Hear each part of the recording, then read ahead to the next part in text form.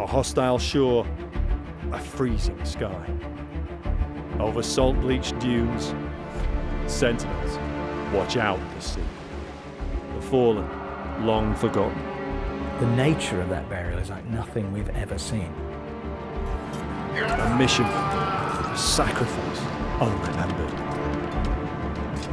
A sea road to the stars, eternity the sky. Ships of the dead on their final voyages. I can think of worse places to spend eternity in. Beyond the boundaries of the Viking world. If you find something very special, it's history changed like this. The ones who went before left to history in the Viking burial ships of Estonia.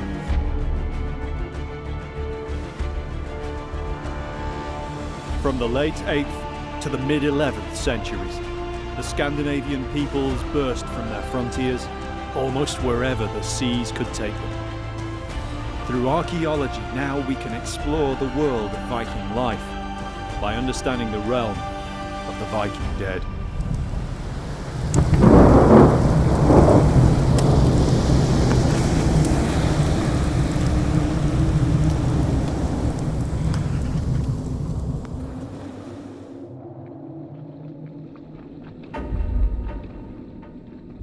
History tells us the Viking Age began with the traumatic events in northeast Britain in AD 793.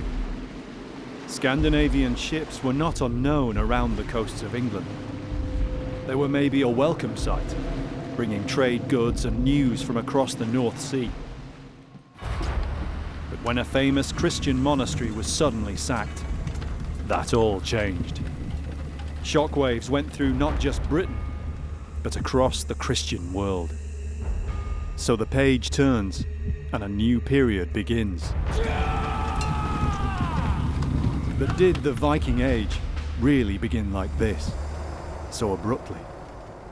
The classic start of the Viking Age has usually been taken to be the raid on Lindisfarne in 793.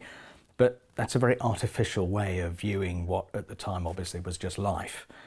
We invented the Viking Age. No one woke up and said, blimey, the Viking Age tomorrow. While perhaps not overnight, the change did occur over just a few decades in the late 700s.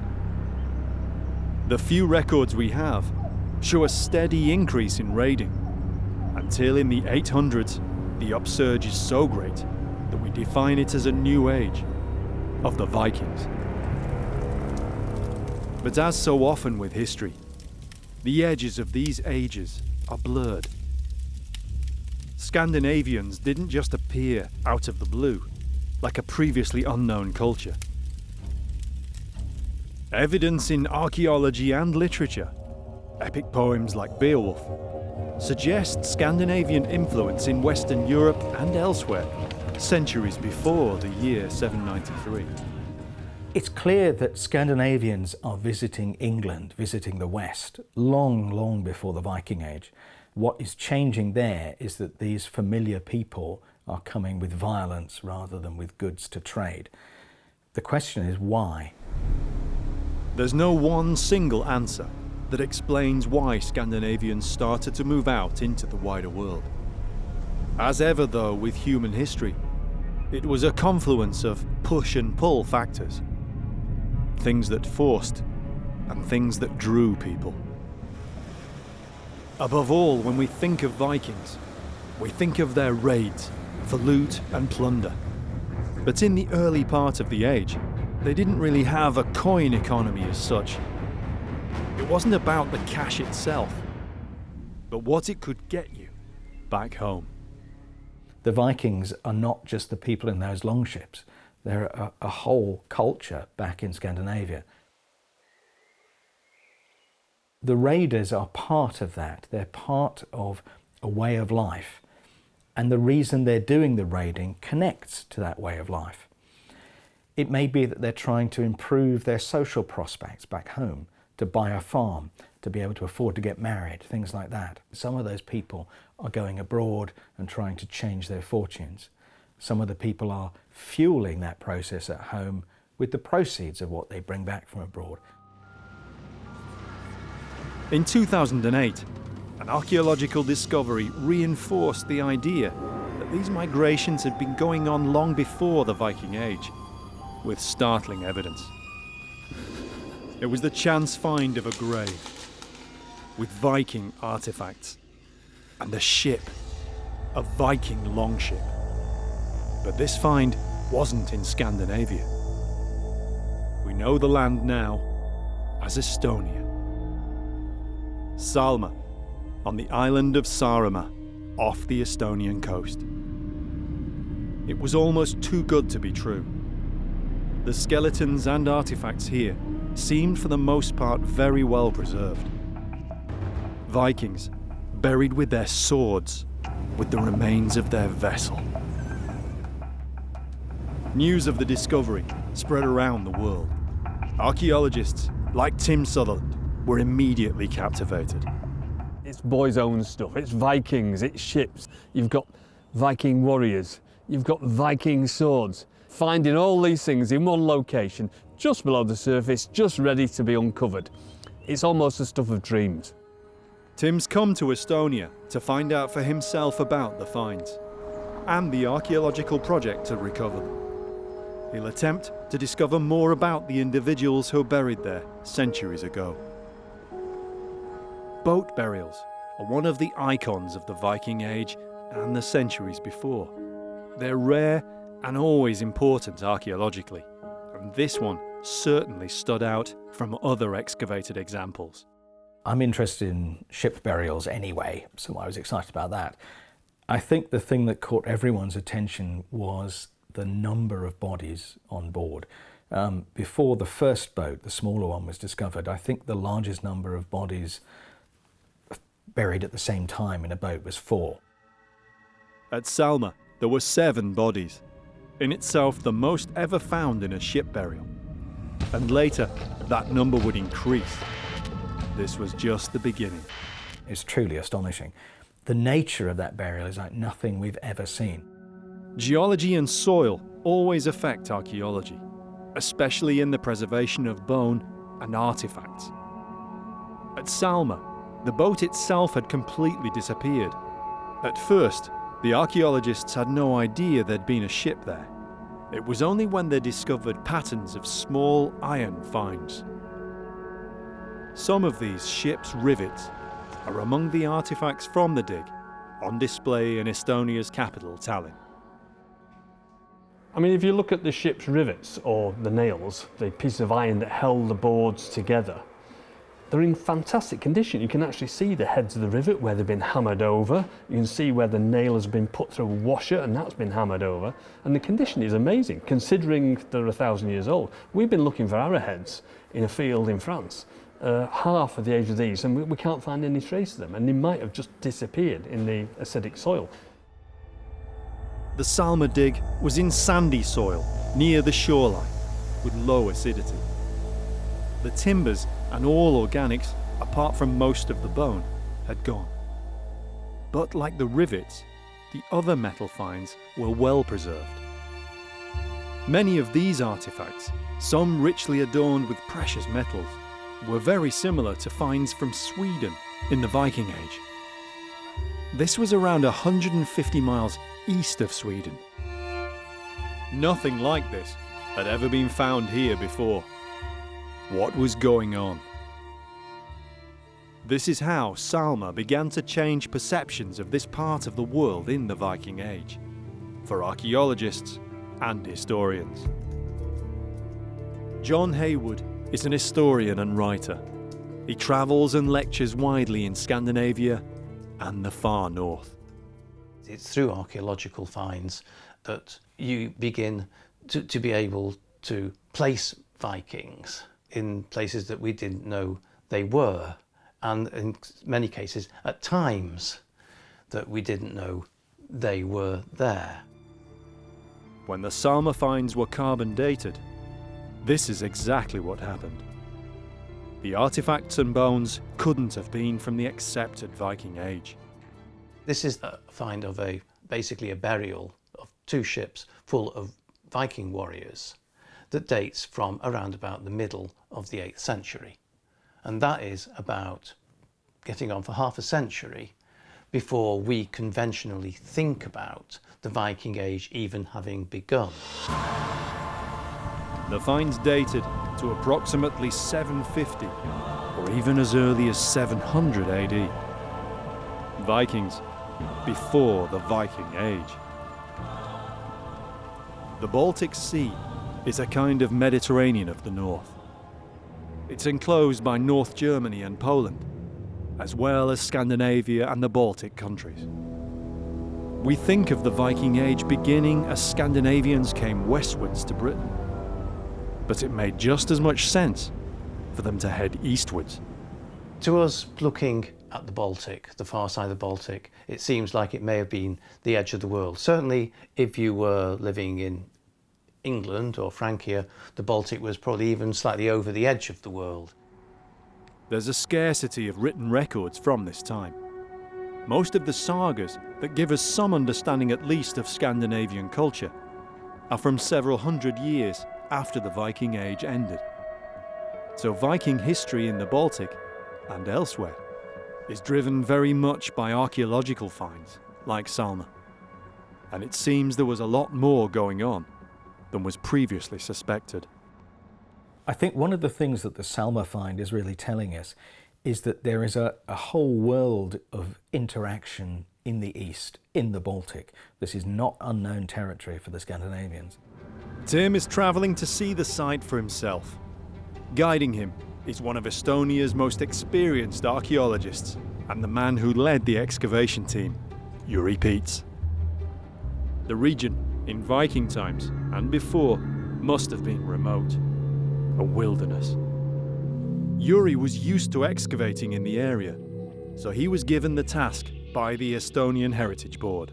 Ja kuna ma olen töötanud üle 20 aasta Saaremaal mitmesuguste erinevate ekspeditsioonidega ja mul olid tuttav nii ümbrus kui ka kohalikud inimesed, nii muuseumitöötajad, siis oli üsna loomulik, et see ülesanne usaldati mulle. This part of Estonia is still sparsely populated. It's easy to imagine it's hardly changed in centuries. The overland part of the journey is long enough now. Back in the 8th century, there were probably no roads here at all. And just as back then, the rest of the journey is by sea, to Saaremaa Island. The coastline around Salma is flat and featureless. There are miles of dunes, inlets and islands. It's a haven for wildlife. When unexpected burials are discovered in this part of the world, particularly mass graves, it's usually assumed that they're far from ancient. The area was heavily fought over in both World Wars. In 1944, Nazi German forces, pursued by the Russian Red Army, retreated through Salme, possibly right over the gravesite, leaving many dead from both sides. Most are buried in the island's war cemeteries, but many still lie in unmarked graves. Under the Soviet Union, Saaremaa then became a restricted area, closed even to most Estonians until 1989. So when construction workers unearthed the bones, people assumed at first that they were the remains of 20th century soldiers. But Jüri and the team of archaeologists he put together soon got to work and found otherwise. A colleague of Jüri's at the University of Tallinn, Raili Alimai, is an osteoarchaeologist. I remember, actually, Jüri Piets called me and asked that, Raili, please come with me. They have found something in Saaremaa, and please come with me. There are human skeletal remains. We didn't know that these skeletal remains are in the ship, actually buried in the ship. It was beneath the upper layers of skeletons and artifacts that the iron rivets were found.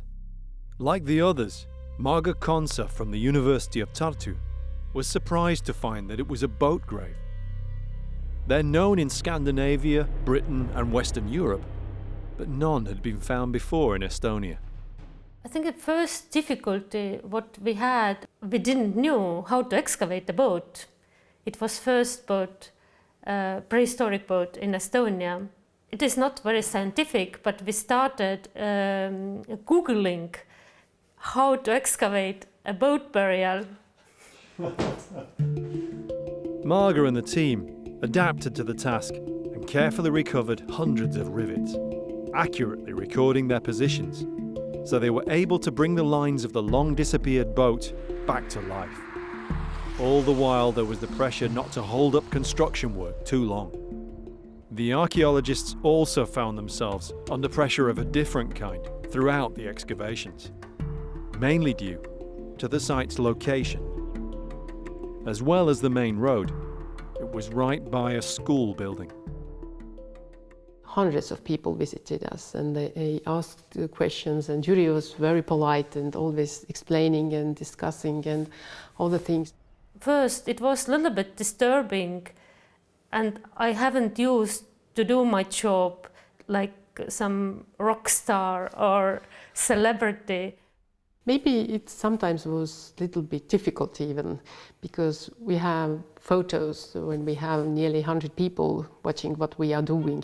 The school's teachers incorporated the dig and the history of the period into their lessons. I have not seen such interest and respect towards archaeological sites like in Salme. The constant interest throughout the dig was paid off when the archaeologists were able to show some fascinating results. When the excavation was complete, it created a vision of how the burial must have appeared at the time. The grave contained the 7 skeletons. They were inside a wooden boat, a small craft with maybe 6 or 8 oars, possibly a mast and sail. There were also personal items, such as small knives and combs, and the skeletons of dogs, hunting birds, and fish. Almost a decade later, the approximate site of Salma 1 is now marked by a sculpture. Although this sculpture's here, the actual site of the burial was just down here. It was during the construction of this lamp here that they discovered the line of the boat, which runs roughly about here, I think. And so that's important to be able to see where it was and also why it was why the ground was disturbed in the first place. It's an unusual piece of sculpture, but it's there so that people know what was here. I mean, it looks like a Viking ship. It's a modern piece of sculpture. While Marga and the others were working on Salma 1, as if one Viking mass grave weren't enough, another was found. It was construction again that revealed the find, and such was the interest in the Salma 1 boat that a driver stopped immediately the moment his digger revealed more bones. The Estonian Heritage Board were grateful that another precious archaeological context could now also be saved. This find, Salma 2, seemed even more exciting than the first. It was just 40 meters south of Salma 1. There were skeletons and many more artifacts, including swords. Again, there were many rivets. So Yuri's team now knew they had 2 ship graves on their hands. And this was much bigger than the first. Salma 2 looked like a warship. There were the same knives and combs and other personal items as before, yet this ship was different. It carried a cargo, so far unique to archaeology. More and more skeletons were found within the hull. 41 individuals. All males. Among, beneath, and around them were the remains of shields, knives, and swords. No one had seen anything like it. The men had been deliberately laid to rest inside the boat. The archaeologists could only wonder at the rituals that must have taken place.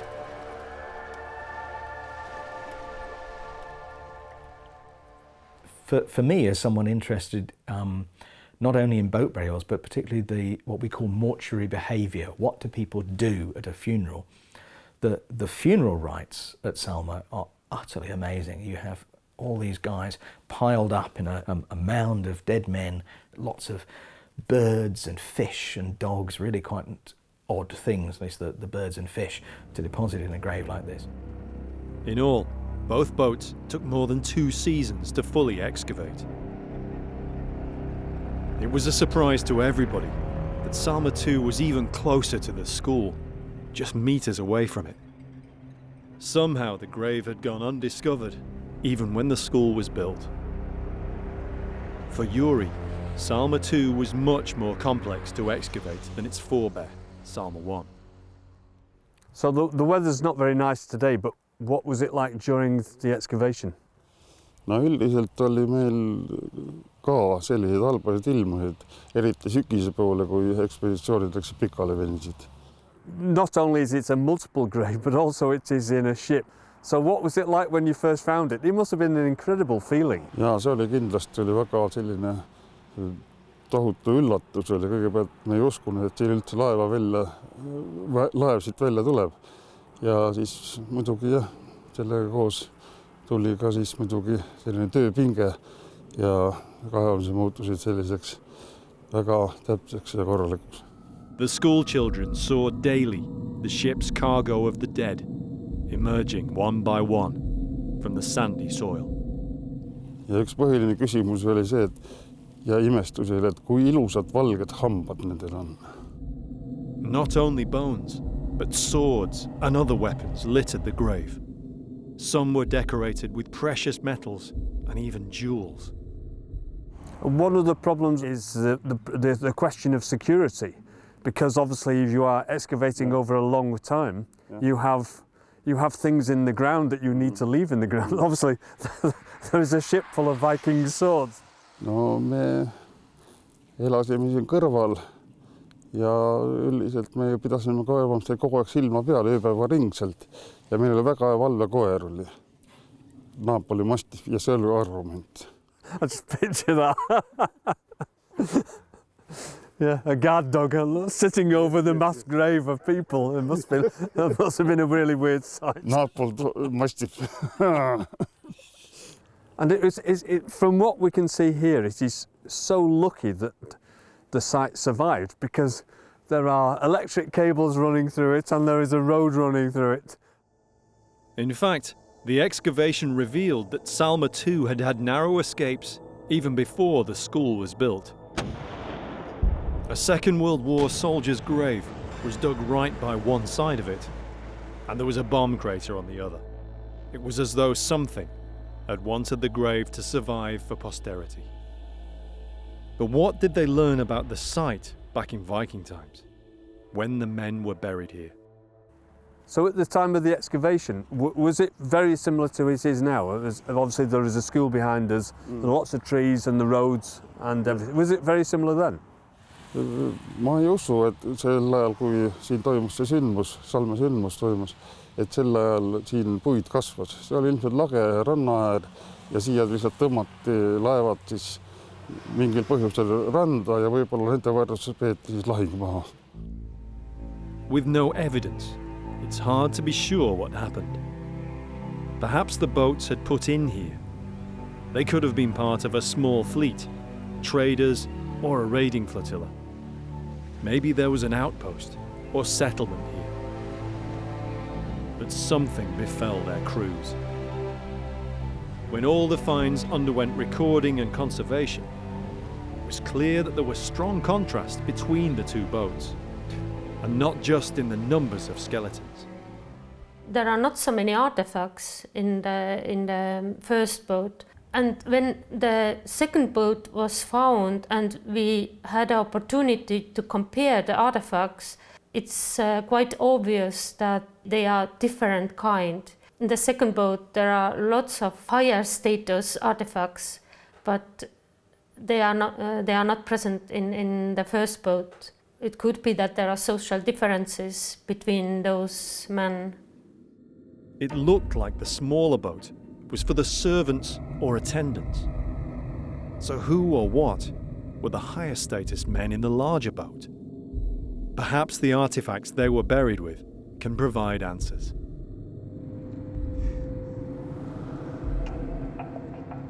Yuri shows Tim just a small selection of the many finds. Hundreds of items were recovered, and each had to be painstakingly cleaned and catalogued. The personal artifacts were just about all found among the bodies of the men. They weren't chance finds, they were deliberately placed. Almost every individual had a comb made from bone, sometimes ornately decorated. And every man had a small knife. By far the most numerous personal artifacts, though, were gaming pieces. There were more than 200. How many gaming pieces were in a set? In set, it's a different number.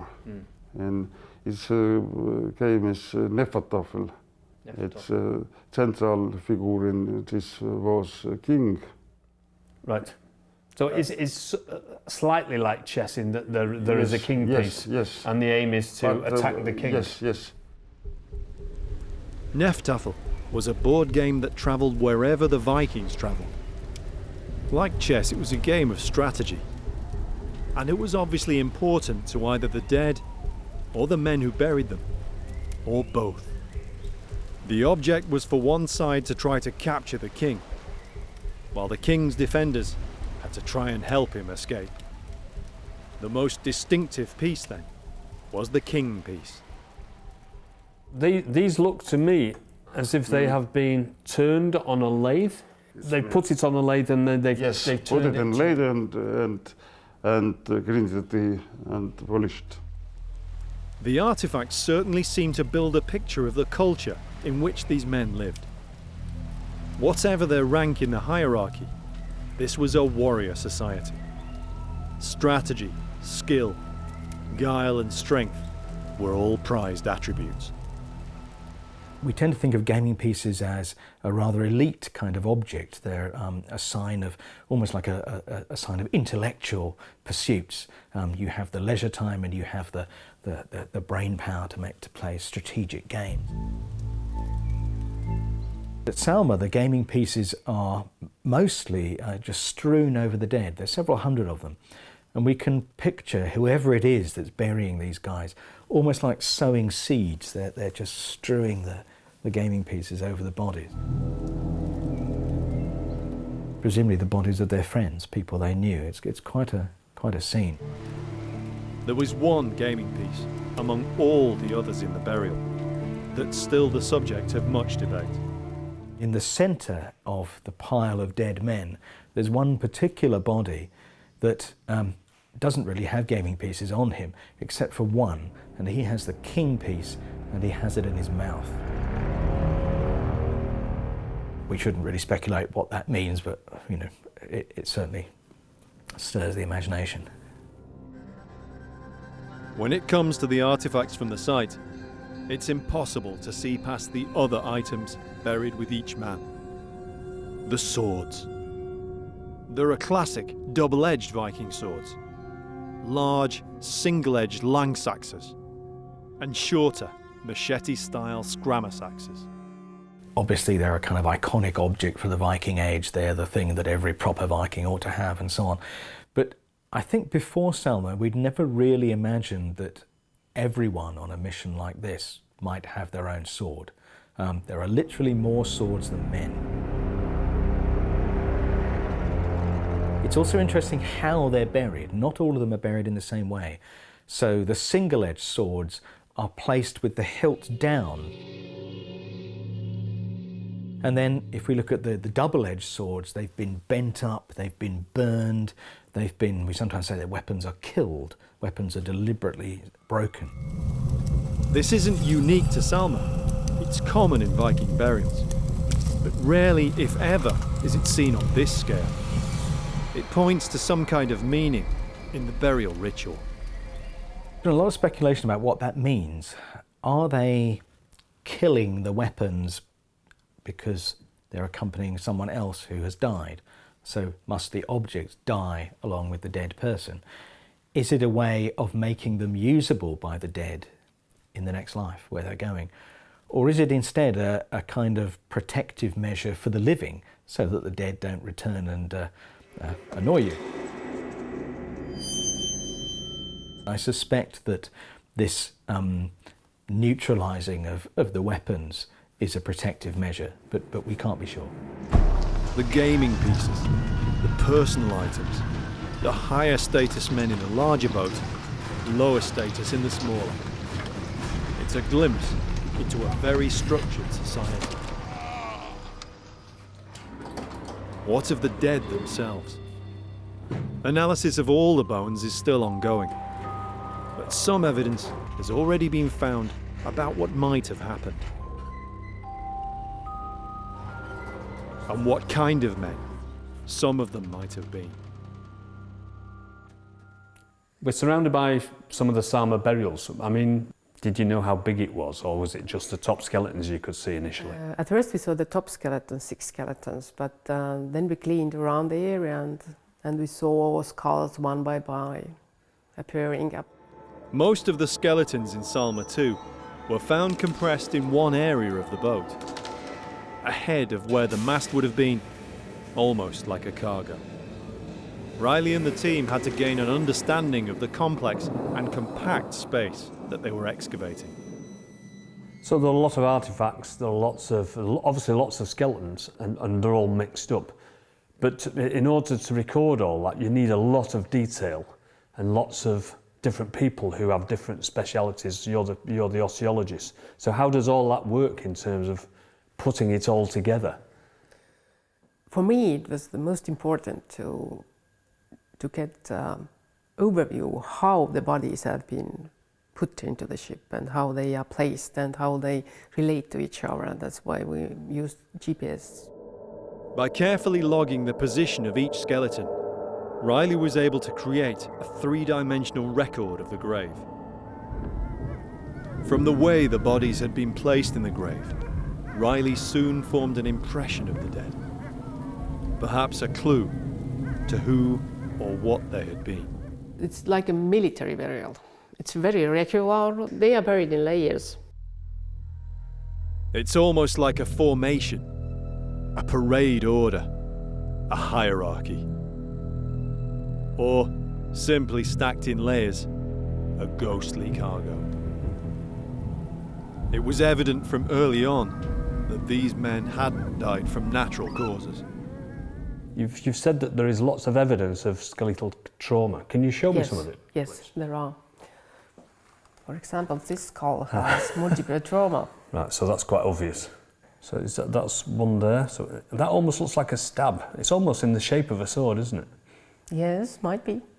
But that one looks more like a slice.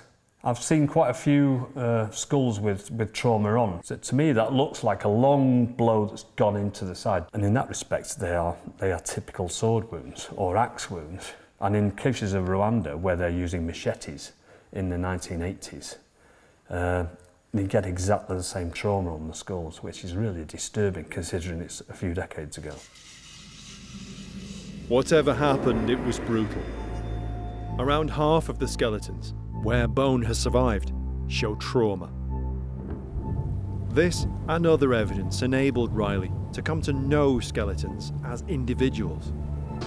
2 in particular stood out, both from Salma too, the higher status men. Exploring their trauma brings perhaps faint traces of what befell the group. The first lay only just beneath the surface. Broad and strong, probably in his late 40s. He was on the very top layer of the grave, as if standing sentinel over the rest. The first thing I noticed was his right arm. Yeah, I can see. There's something very distinctive about this one then. It has multiple cuts. It's chopped into pieces. It literally chops into pieces. Yeah. The man had been in a serious fight, and it was the last he ever fought. Now you can see that these strokes come from the same direction, the same angle.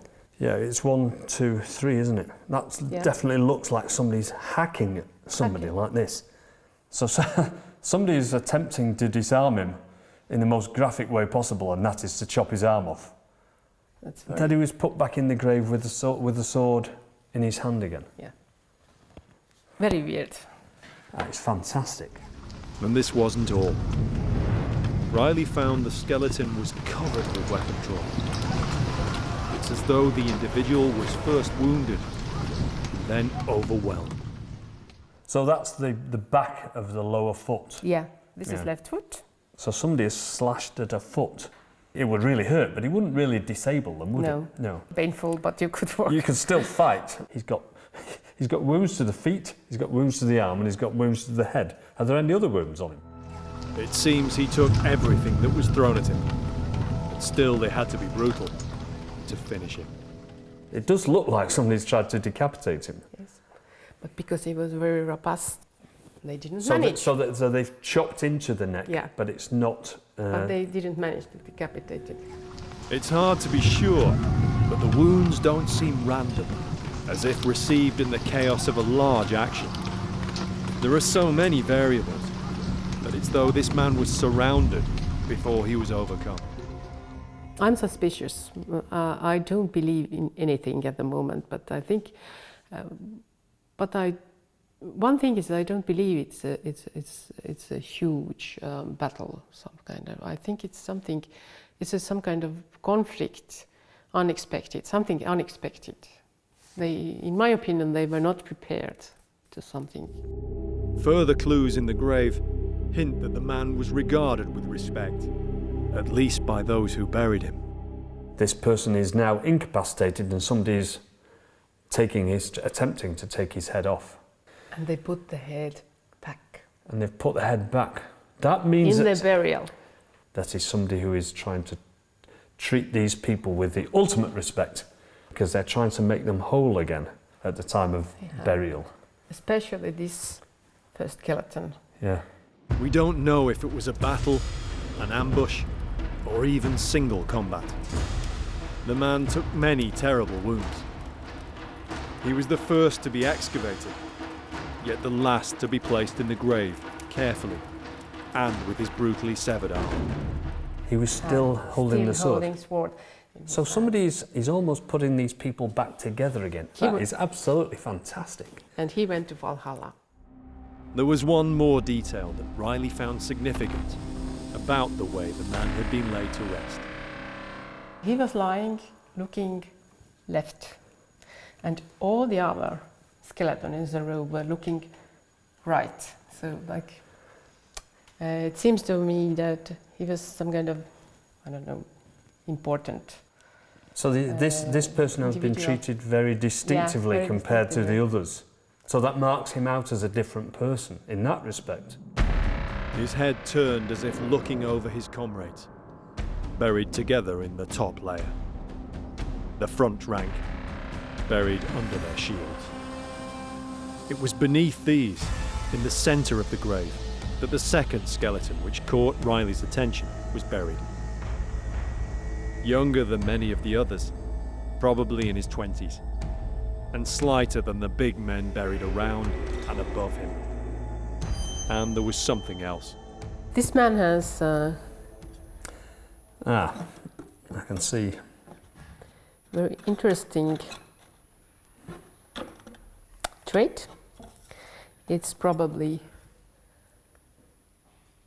And that's fused to the base of the skull. Yes.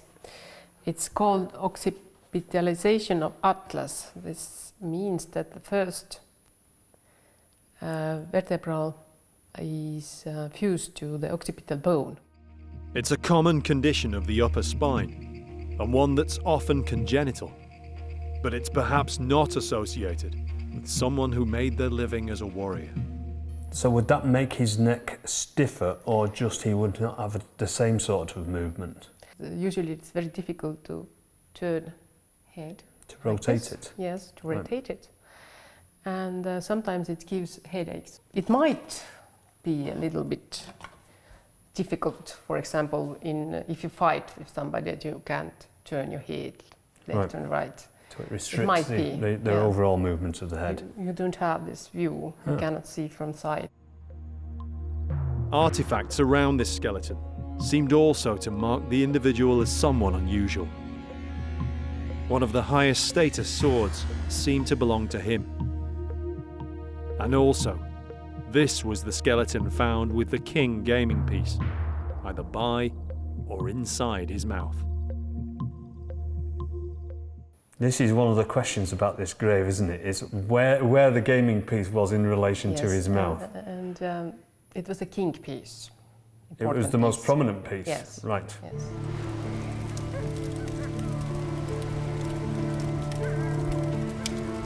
So that is tempting to suggest that it was given to him because he had a position of status, or it could be completely accidental.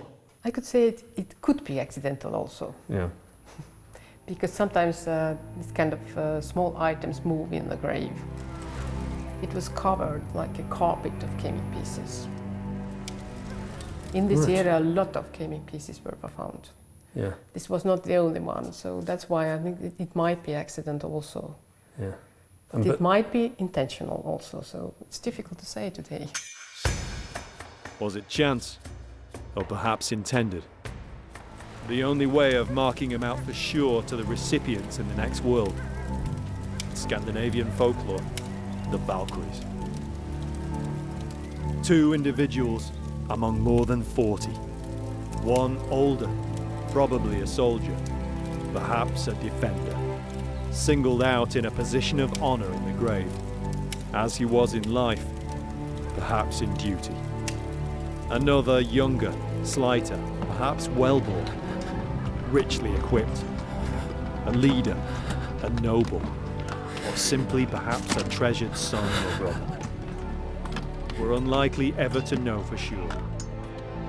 DNA and other analyses are yet to be completed. Perhaps they will bring some answers. It's an astonishing find, and we're only just starting to understand what Salma really means. So I think in the coming years there's going to be a number of really quite interesting revelations coming out of that project. But the essence of the way these men were laid to rest conveys something in itself. It seems to me that it's some kind of honor. It's a question of honor and dignity, and maybe it's the rule that you treat other people like you want them to treat you when you are dead and lying in a battleground or wherever. You know. I think maybe they had this kind of thoughts. The Salma graves remain one of the most intriguing and compelling finds from the Viking Age and before.